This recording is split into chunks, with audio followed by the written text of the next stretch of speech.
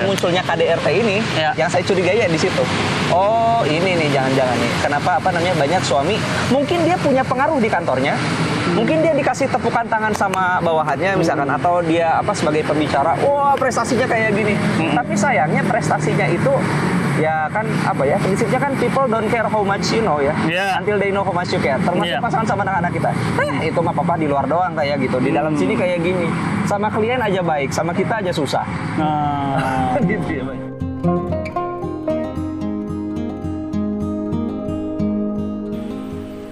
Assalamualaikum warahmatullahi wabarakatuh. Alhamdulillah teman-teman, saya sekarang sedang berada di Tugu Kujang. Tuh, lambangnya Bogor. Jadi kalau sampai ke Bogor, nggak tahu Tugu Kujang, berarti antum belum berada di Bogor. Dan pagi menjelang siang ini saya membiasakan seperti biasa agar tetap fit, tetap one pack, nggak six pack. One pack nih ya.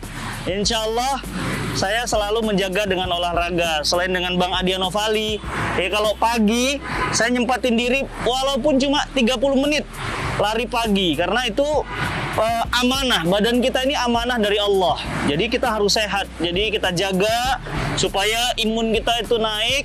Kalau kita sehat, maka ibadah kita akan lebih kuat. Kalau kita sehat, sholat malamnya jadi lebih nikmat. Kalau kita sehat, maka puasanya juga nikmat. Kalau kita sehat, maka ngisi pengajian sehat. Maka kita sehat, ilmunya juga enak. Nah, jadi teman-teman yang dirahmati Allah, saya bingung. Ada rumah tangga yang nggak sehat. Nah, ini nih. Rumah tangga yang nggak sehat. Kalau badan fisik udah sehat, istrinya cantik, sehat. Tapi kenapa ya? Di tengah pandemi, saya dapat kabar bahkan daerah Soreang itu Masya Allah puluhan ribu orang cerai selama COVID. Bahkan kemudian banyak peningkatan perceraian di daerah Sukabumi, di daerah kota Bandung, termasuk juga Bogor. Bahkan pernah tahu nggak? Viral kan? Nonton nggak? Itu banyak antrian di pengadilan tinggi agama untuk kemudian menuntut kasus cerai. Nah pertanyaannya, karena COVID katanya, benar nggak? Benarkah COVID itu sebagai penyebab tingginya angka perceraian? Katanya sih bukan COVID-nya, tapi karena ekonomi. Jadi sering di rumah, duit nggak ada, kumpul terus, 3L, lu lagi ya berantem. Akhirnya ya sudah stres, bubar. Nah, ngobrol-ngobrol soal keluarga yang sehat, saya kedatangan tamu. Rubrik Kata UFK kedatangan tamu, seorang sahabat saya, Masya Allah. Beliau penulis buku mega bestseller. Buku-bukunya luar biasa, enak dibaca, renyah dikonsumsi ya. Dan beliau juga punya Instagram @canunkamil. Nah, saya yakin pasti teman-teman sudah tahu. Nah, sekarang coba kita sapa beliau, kita akan bahas keluarga yang sehat itu seperti apa. Assalamualaikum, Bang. Waalaikumsalam. Alhamdulillah. Masya Allah. Ini Kang Canun. Sekarang badannya lebih subur dari saya. Karena katanya kan murid harus berlari kalau gurunya lagi jalan, murid harus makanya dia lebih banyak dari saya. Iya. Kang, ini tadi saya kan pagi tuh ngobrol, tiap hari tuh ngobrol dengan banyak tokoh, banyak public figure. Nah, udah banyak tema-tema yang diangkat. Nah, salah satu tema yang diangkat yang menurut saya itu harus banyak diketahui selain masa COVID ini badan kita harus sehat sehingga imun kita kuat. Ketika ada datang virus, dia akhirnya antibodi yang akan menolak itu. Nah, masalahnya sekarang banyak rumah tangga yang nggak sehat. Iya, Ustaz. Pernah dengar nih ya data-data peningkatan perceraian. KDRT, stres kan? Pukulin istri, ada yang sampai ngebakar, ada yang sampai nonjokin mukanya sampai benem. Kenapa? Ya karena katanya krisis ekonomi. Dan sisi lain, akhirnya bermunculanlah orang-orang jual diri. Kenapa? Ya karena tempat pekerjaannya tutup. Sementara punten, dia punya fisik, dia punya badan, dia punya kecantikan, akhirnya dia jual dirinya. Kenapa? Ya lagi-lagi nuduh lagi nih COVID penyebabnya. Nah menurut antum nih yang udah malang melintang ya di dunia parenting, di dunia coupling. Nah, menurut antum bener nggak sih sehat rumah tangga itu dipengaruhi oleh COVID? Nah, ini yang saya bingung. Perceraian gitu-gitu itu menurut antum gimana? Di satu sisi ini ironi paradoks ya, Ustaz. Paradoksnya soalnya coba waktu sebelum negara api ini menyerang gitu. Berapa banyak di antara kita yang kayaknya pengen banget gitu, merasa bersalah kerja terus dan kayaknya pengen banget pengen deh punya waktu panjang sama pasangan sama anak-anak. Iya. Ya kan kayaknya banyak banget buat hal itu gitu. Ketika hal ini dikabulkan gitu, justru malah nggak betah ternyata kan. Banyak yang tidak betah gitu, memang tidak semua, tapi banyak yang tidak betah sehingga terjadi angka-angka yang seperti sekarang. Angka perceraian, dan yang sering kali dibilang angka-angka perceraian ini terjadi karena masalah ekonomi. Katanya begitu ya? Iya. Tapi kok saya agak aneh juga sama statement itu, Ustaz. Soalnya kalau misalkan memang masalah ekonomi itu menjadi penyebab kehancuran rumah tangga, pasti kita bakal sering nemu kaum marginal, hampir semuanya pasti bakal cerai. Nah, faktanya nggak begitu. Faktanya kan nggak gitu. Iya. Jadi sebetulnya boleh jadi ada sebab lain. Ternyata ekonomi itu bukan penyebab kehancuran rumah tangga, Ustaz. Tapi ternyata banyak rumah tangga yang sebelumnya udah retak-retak, sebelumnya sudah ada banyak masalah, tapi selama ini, sebelum pandemi ini datang, dia itu tertutupi sama kenyamanan finansial. Kenyamanan finansial atau status kerja. Nah, jadi selama ini tertutupi sama hal itu. Tapi udah di dalam rumah tangga, misalkan suami istri mungkin hanya jadi roommate aja tapi belum jadi soulmate. Mungkin ada banyak unek-unek yang tidak bisa disampaikan, terpendam, tapi selama ini kan tertutupi sama kenyamanan finansial itu. Maka ketika pandemi ini datang, ketika terjadi PHK dan krisis ekonomi sekarang, jadi krisis ekonomi ini bukan menyebabkan kehancuran rumah tangga, tapi membuka kondisi rumah tangga kita yang sesungguhnya. Membuka kondisi rumah tangga sesungguhnya. Membuka kedok aslinya. Iya. Wajah aslinya tuh gimana gitu kan kalau sumpah. Itu ya. Iya, jadi tergantung selama ini kita ngebangun pernikahan itu seperti apa. Karena kalau kita ngebangun pernikahan itu hanya berwajahkan ekonomi atau misalkan berwajahkan pekerjaan sekarang, ya boleh jadi ini adalah buahnya dari bibit yang selama ini ditanam. Begitu. Nah, jadi kalau begitu sebenarnya terjadinya tingkat perceraian, KDRT itu nggak 100% benar bahwa COVID itu penyebabnya ya. Memicu aja. Memicu bukan aja, satu-satunya sebab. Bukan. Nah, perceraian sendiri menurut antum dominan lah ya, bisa dibilang dominan. Apa sih penyebabnya? Kok tingkat perceraian tuh tinggi sekali? Oh gitu ya. Nah, KDRT itu tinggi. Yang antum jalanin selama ini konsultan ya, banyak isi training, kemudian banyak pasti tanya jawab melalui email, DM dan yang lainnya. Apa sebenarnya yang paling banyak penyebabnya? Satu, yang menurut saya paling sering itu justru adalah masalah leadershipnya suami di rumah. Leadership pengaruh ya? Iya, pengaruh kan. Bicara leadership itu kita bicara pengaruh ya. Paling besar itu memang saya lihat sih memang. Masalah kalau leadership nggak ada di rumah ini udah kacau. Pokoknya jadinya tidak ada value keeper gitu yang ada di dalam rumah kan. Apa sih yang perlu dipegang misalkan dalam kondisi seperti ini? Prinsip apa sih yang perlu dipegang? Misalnya contoh realnya gimana nih? Pentingnya kepemimpinan suami. Pentingnya kepemimpinan suami itu contoh sederhananya misalnya kayak gini aja, Ustaz. Kan suami itu punya tugas dalam hal membina istri kan? Ya, membina istri. Nah, sekarang pertanyaannya adalah ketika suami terus-terusan sibuk bekerja, tidak ada ngobrol misalkan seperti ini gitu, antara suami dan istri. Gimana apa yang dibina sama suami dari ke istrinya kalau misalnya kan nggak ada. Binanya kan nggak ada. Maka kalau misalkan terjadi kondisi misalkan seperti sekarang nih, yang mungkin yang di kepikiran sama istri boleh jadi adalah masalah uang lagi. Karena kan yang di provide sama suami selama ini begitu. Iya. Ini uang. Begitu nggak ada uang, mana Ya uangnya? udah. Kan nggak ada. Tapi bakal beda kalau misalkan suami itu aktif membina istri. Misalkan dalam hal, oke, ini kalau misalkan kita bilang family value yang kita punya, misalkan itu adalah keberkahan. Maka income itu memang betul penting, tapi yang lebih penting itu adalah berkah. Jadi kalau misalkan tolong ingetin aku terus ya Mah ya, misalkan kayak gitu. Kalau misalkan kita bisa ngedidik dan ngebina istri, misalkan sampai istri punya sikap yang mana istri bilang kayak gini, Pak, daripada papa bawa uang haram ke sini, mending kami lapar. Kalau saya beda prinsipnya. Gimana tuh? Daripada papa bawa 100.000, mendingan papa Abi bawa 100 miliar ke rumah, Dan tapi halal. Ya itu. Kan yang penting itu.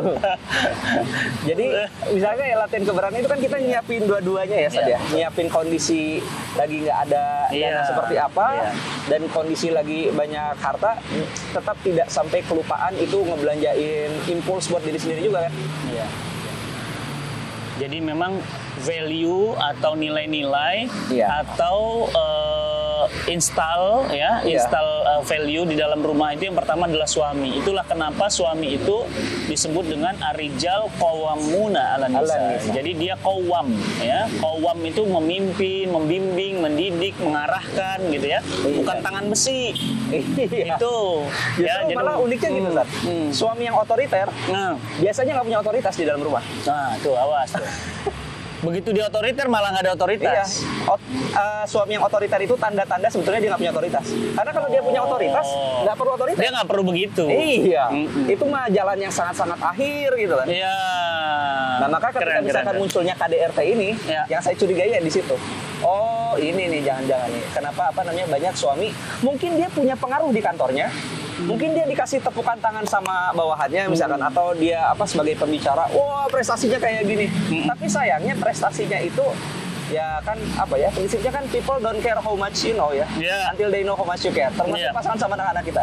Itu mah papa di luar doang kayak gitu. Di dalam sini kayak gini. Sama klien aja baik, sama kita aja susah. Gitu ya banyak. Iya betul. Jadi dia kebiasaan komando di kantor, begitu sampai rumah dia komandoin tuh istri dan anak. Nah masalahnya kalau komando, Ustaz. Kalau nggak komando sama sekali langsung tidur istirahat. Nah, itu juga sama. Jadi wujuduhu kadamihi kata orang Arab. Dibilang ada nggak ada, dibilang nggak ada. Ada faktanya. Banyak tuh suami yang begitu tuh. Nah, ya itu. Suami yang begitu banyak banget. Mah, Pak, besok aku ikut pengajian ya. Abi, besok abang mau main sepeda sama teman-teman ya. Abi mau ikut nggak?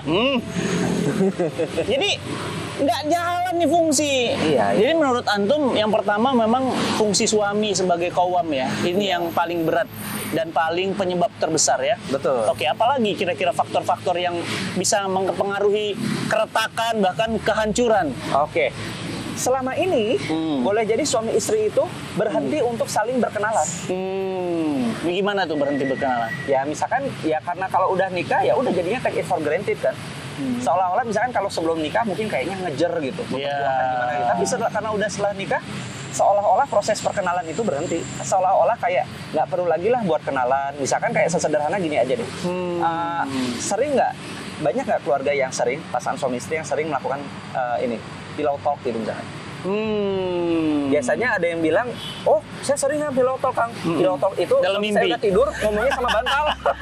Pillow. Dalam mimpi ya, jadi dia pillow talknya dalam mimpi. Iya. Jadi karena kan ketika misalkan kita hari ini aja saja, misalkan kita hari ini ngobrol, pasti hari ini kita juga mengalami ada enrichment dalam kepala kita kan. Jadi ada sesuatu yang baru dalam diri saya misalkan.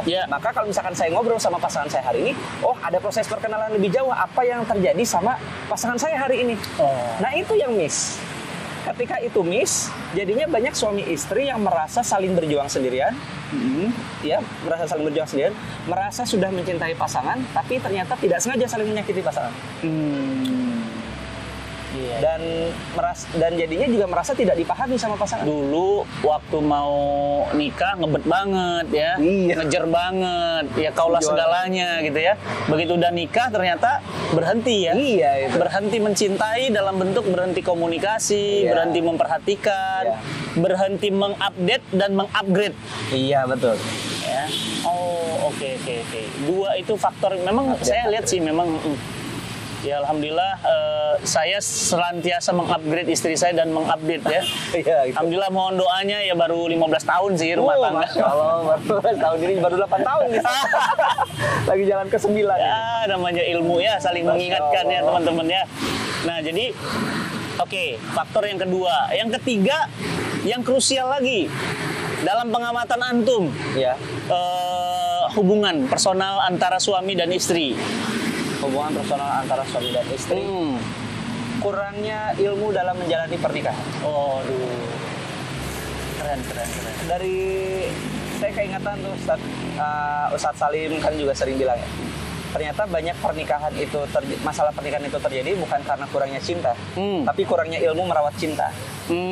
Dan itu kelihatan banget, Ustadz. Karena kan kita dari dulu TK, SD, SMP, SMA, kuliah, ada nggak sih ilmu pelajaran tentang bagaimana caranya menjadi suami, menjadi istri, nggak ada. ayah? Kan itu nggak ada. Jadinya kadang-kadang ketika misalkan kita dimarah-marahin sama istri, atau misalkan sederhananya misalkan istri bilang kayak gini deh, "Papa jahat, tinggalin aku sendiri." Ya. Nah kan buat kita pria, oh lagi pengen sendiri ya? Yaudah mah silakan. Gitu seolah-olah kan gitu. Seolah-olah kita mempersilahkan ke mama, Udah. gitu kan. Padahal kan itu kode-kode.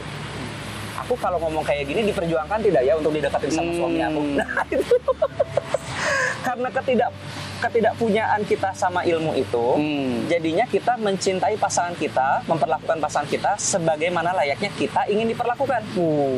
Iya. Kita miss, harusnya kan kita memperlakukan dan mencintai pasangan kita sebagaimana layaknya dia ingin diperlakukan.